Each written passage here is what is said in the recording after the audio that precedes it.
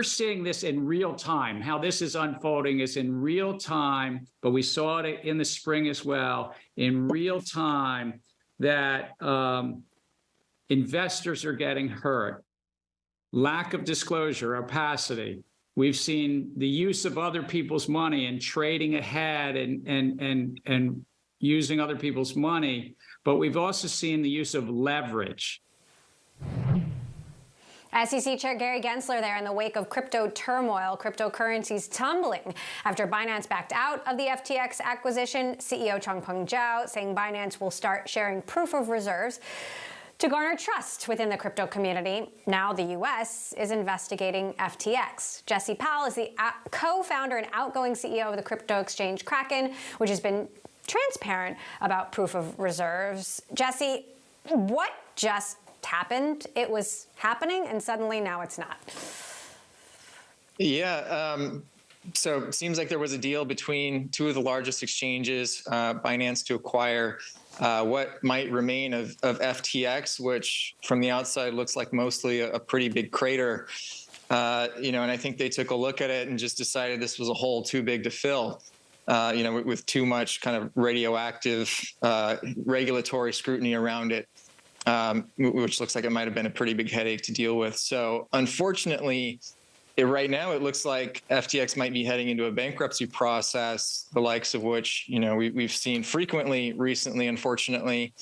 And, for some like the clients of Voyager, you might be aware that FTX was just appointed the sort of trustee to manage the Voyager payout process, who acquired those accounts. So it's history repeating itself here with crypto. I mean, we saw a similar situation with Mt. Gox back in 2014. When another trustee had deposited funds from Bitcoinica into Mt. Gox, which subsequently got hacked and clients got a double penalty there, still waiting 10 years later to be paid out. So hopefully it doesn't take that long here. But yeah, unfortunately, another black eye on the industry. And it's going to be really tough times for the consumers and the clients of that exchange. I asked Coinbase CEO Brian Armstrong the same thing I'm going to ask you. Would Kraken be interested in buying FTX? Yeah, I'm sure they have some assets that are interesting, that have some value.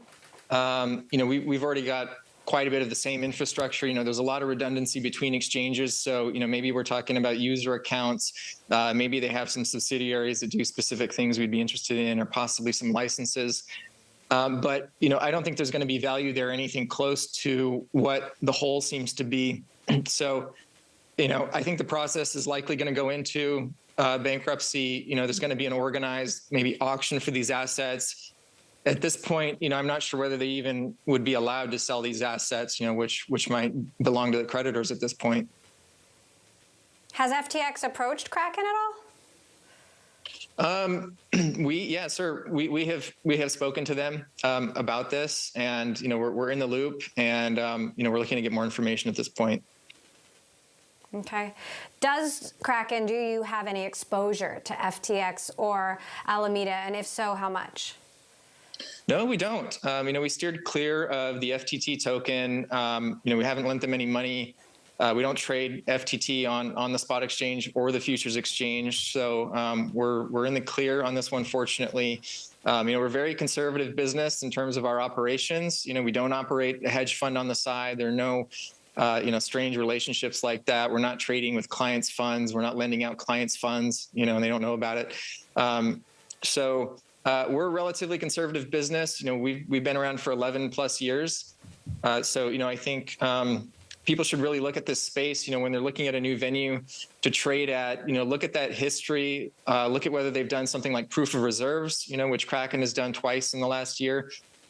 Look at their longevity in the space. I think the bear market is really the tide going out, and you see who's swimming naked when that happens. In some of these newer venues, they're seeing their first bear market for the first time, and they're getting called out, and it's become very apparent who's swimming naked. So who is swimming naked? Are crypto funds next? Hedge funds, for example? There's a lot of leverage out there. I don't think we've seen the end of it. I think there could still be some other, quote unquote, liquidity crises to come.